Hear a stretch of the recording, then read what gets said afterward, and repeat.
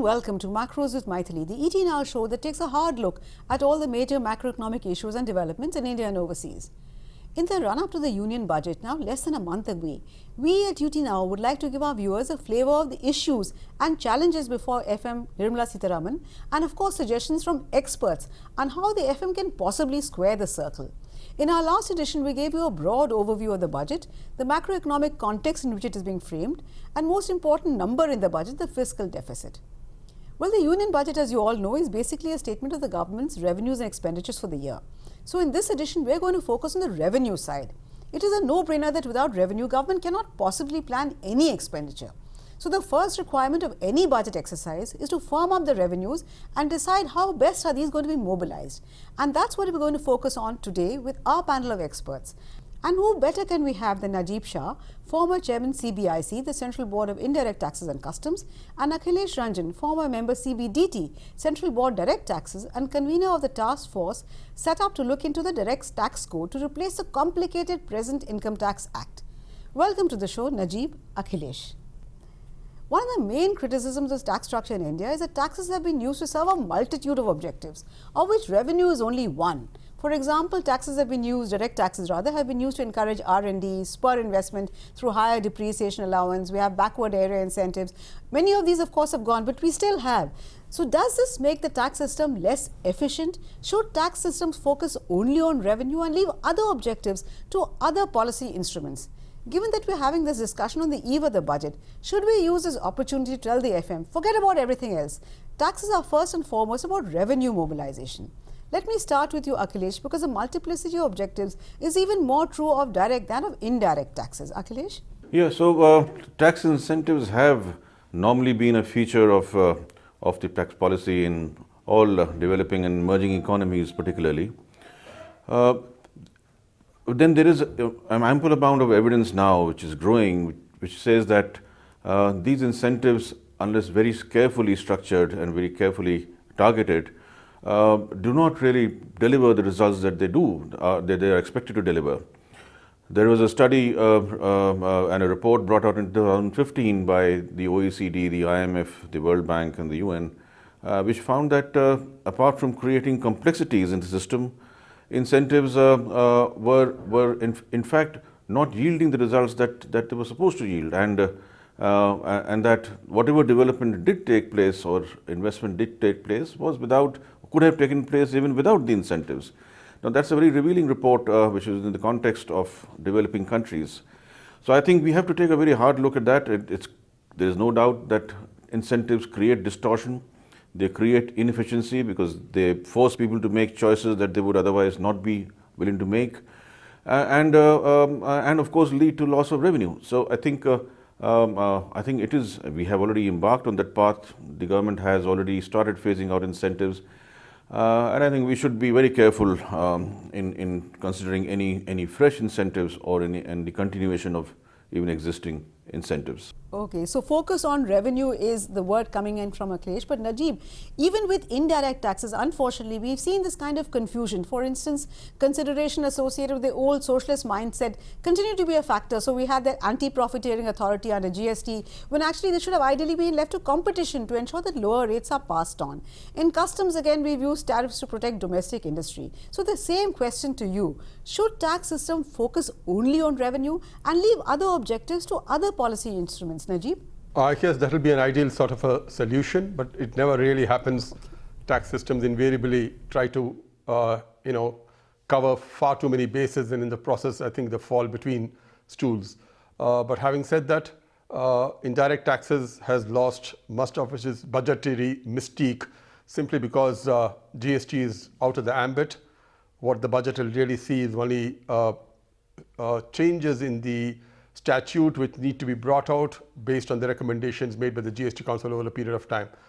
On the customs side, like you rightly pointed out, there's an increasing tendency to impose taxes, and this is really a contradiction in terms because on the one hand we are pursuing vigorously free trade agreements, and on the other hand we also want to have protection for our industries.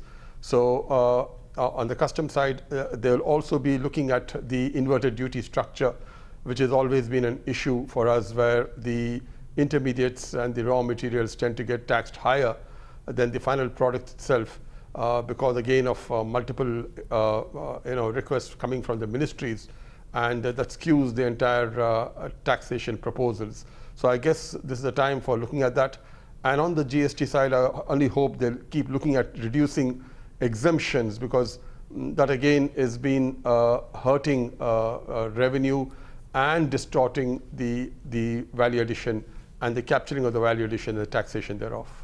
Yes, absolutely. I think our tax systems are getting more and more complex instead of simpler and simpler, because Akhilesh, an ideal tax system should have few rates, few slabs and few or no exemption factors, as Anil mentioned. In fact, some would even argue for a flat rate beyond a threshold. Is that feasible at all? How difficult is it to remove all exemptions and move to a flat rate? We've gone considerably down that route with corporate tax. Can we do with an encore with personal income tax? Also, how justified is this clamour for lower PIT rates? And why do we go so much back and forth on taxes? Example, the dividend distribution tax. Isn't there something to be said for stability? A lot of questions I know, Akhilesh, but please, I'm waiting for your answer. Well, yes, those are a lot of questions. So it does make sense in the context of corporate tax to come to a moderate and a reasonable rate of tax, a single rate of tax, and do away with incentives to the extent possible. I mean, that's what the government has done, in fact, and the last reduction in corporate tax rates, which is dependent on no claim of incentives and exemptions.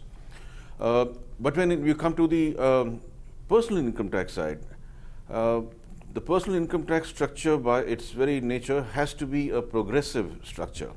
It can't be a single rate of tax. It must, the logic of direct taxation is that people are paying according to the ability to pay. And hence, there must be a graded rate structure always present in a personal income tax structure.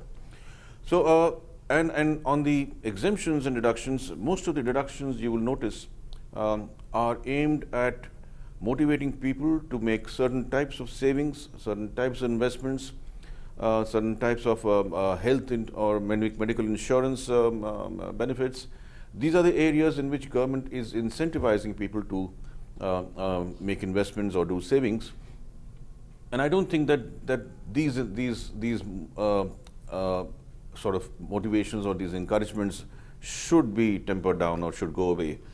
You are aware we don't have a very elaborate system of social security in the country. We don't have things like an unemployment dole or a permanent health benefits. So I think if people have to make their own arrangements, if they have to make their own arrangements for savings and for medical and educational benefits, then these incentives, I think, must continue to some extent. Okay, which brings me back to the same question that I start off with, that we burden the tax system with too many objectives. We wanted to do too many things. But Najib, let me ask you the same question that I asked Akhilesh about the need for stability in rates and in structure. Or in the case of GST, since as you said, it's now decided by the GST Council, comprising of finance ministers of all the states and the Union Finance Minister, will rates always be a function of politics rather than economics, Najib? It started off being pure economics and very rapidly went into political considerations. And I think that has been an issue right now because of the multiplicity of pressures coming in from various states and the local requirements of each state. So I think it has been an issue, and that has led to serious problems in the GST rate structure. We need to ultimately in GST keep moving towards a convergence of rates, have a large number of commodities in the 16, 17, 18%, whichever is the accepted rate, and outliers on either side, one on 28%, so that we get the cess to compensate our states, and the other, which are the goods of mass consumption, where necessarily we have to have a lesser rate. Again, I mentioned the fact that exemptions have distorted this entire structure. Even if you have this multiplicity of rates with lesser exemptions, we would achieve a lot, because this is a value-added tax, and every time there's an exemption, there's a break in the chain and in the capturing of the value addition. So yes, we have a problem on the GST side as of now. Okay, so problems frankly on all sides, but I'm afraid it's time for us to slip into a very short break. Please do stay with us. We'll be back very soon.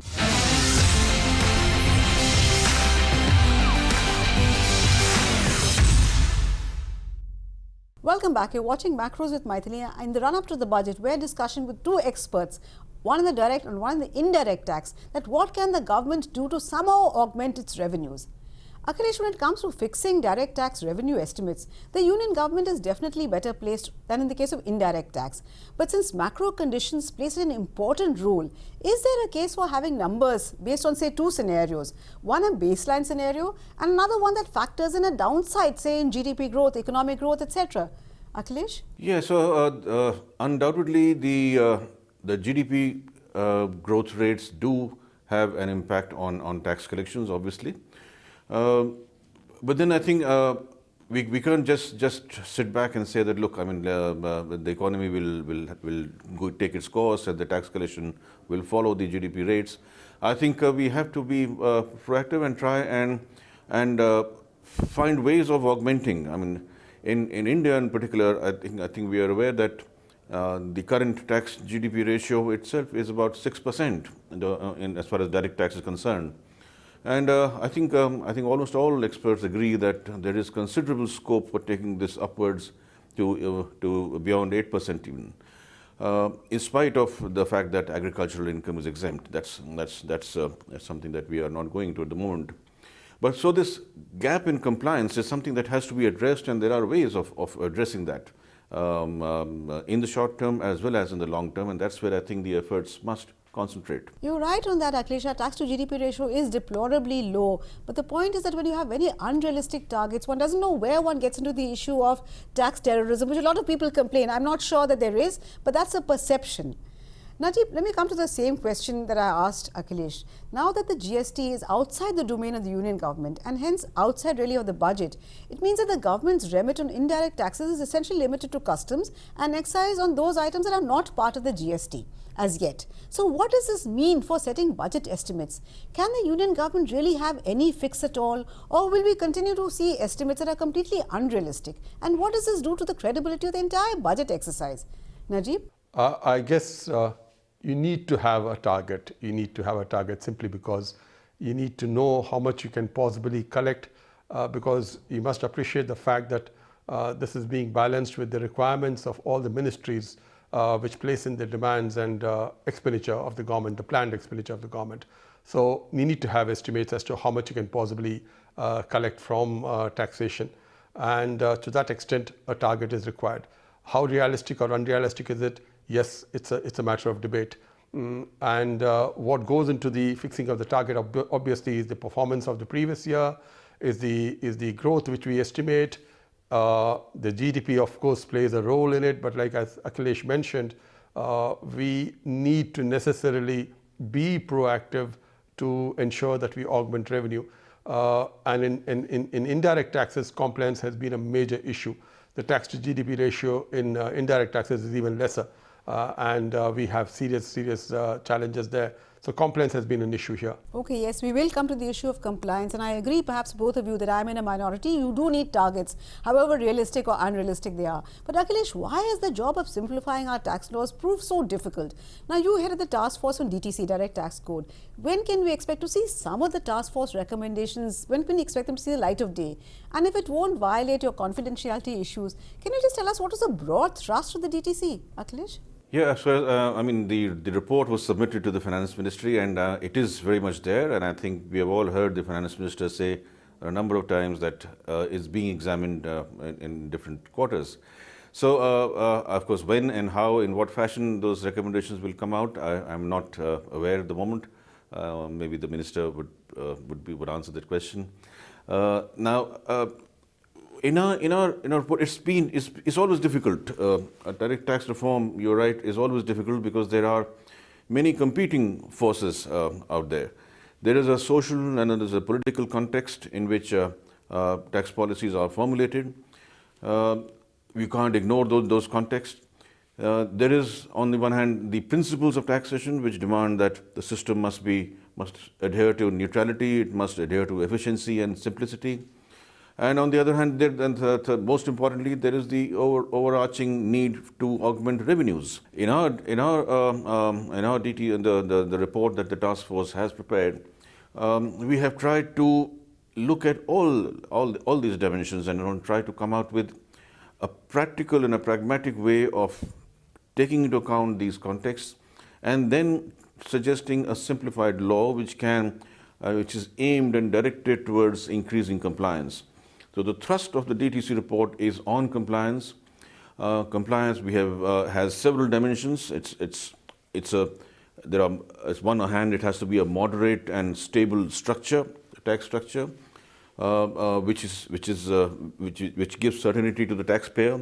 On the other hand, there has to be things like ease of filing, ease of paying taxes, the use of information technology to have better communication to the taxpayer, and most importantly, and we have stressed upon that in our report, that we need to build an environment of trust with the taxpayer. Compliance is essentially a psychological issue. It's the mind of the taxpayer that has to be explored as to how and when and what circumstances would he be motivated to comply. Now, merely bringing down tax rates may not really make him comply. He must feel that this is a just and a fair tax that he should pay. We need to look at litigation, because litigation has been a very major source of worry for the direct tax administration, and also a cause for a tax uncertainty. Okay, that's a long list that you've given us, Akhilesh, and trust is a major ask at the moment, I agree. But Najib, why have revenues from GST failed to live up? Is it essentially a question of trust, lack of compliance? And this is perhaps an unfair question, but how much of the shortfall can we attribute to the slowing economy, design flaws, and how much to outright fraud, false invoices being used to claim input tax rate and so on? What is the ratio, very roughly, Najib? I wouldn't venture into giving you a ratio.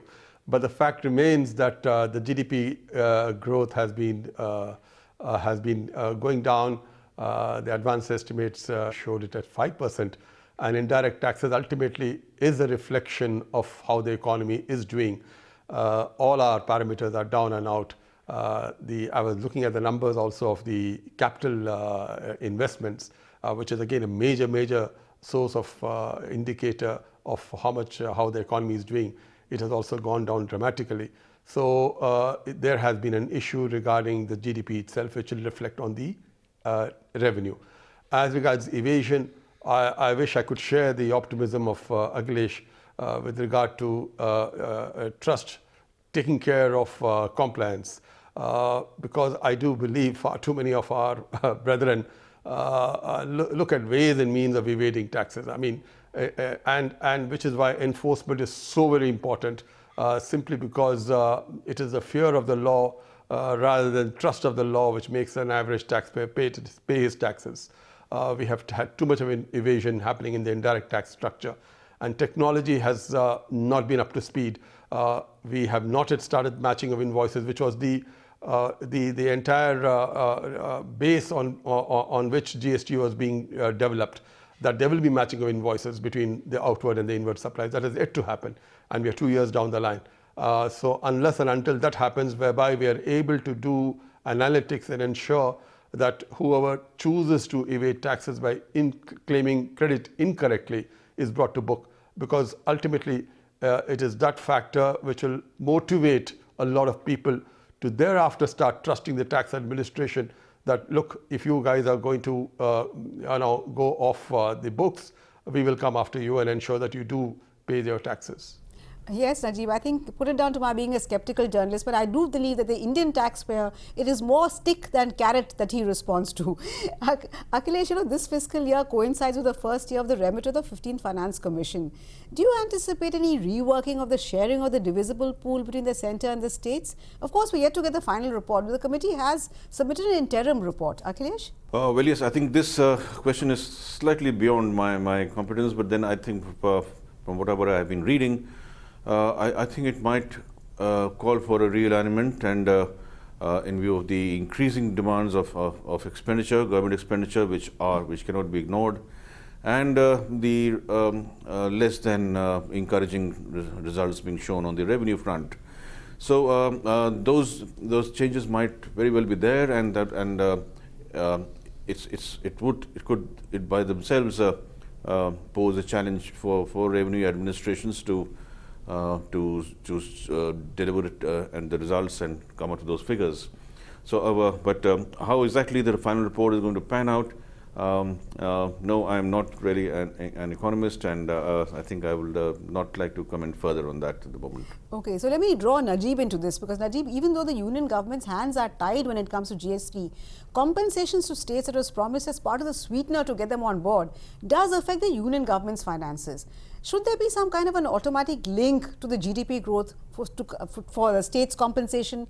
It's well known that states' own revenue has grown by much less than that 14%. So is it fair on the part of states to insist on that 14% compensation? Can we expect any announcement in the budget to something on these lines, or is that too much of a political hot potato in today's environment, Najib? I think it's too much of a political hot potato, simply because this was debated, discussed, and we tried to impress upon the states in the days leading to the constitutional amendment that 14% was completely unreasonable, but could not do so. At this point of time, with state revenues going down, they would like to put the buck firmly on the center and expect them to compensate.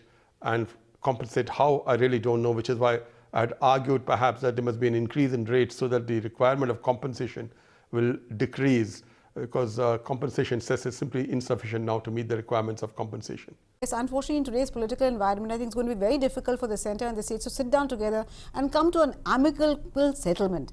Akhilesh, actually you spoke about compliance, and that's a very important part of taxation. So compliance and widening of the tax net are as much of a problem in the case of direct taxes as in the case of indirect. What can we do to improve compliance?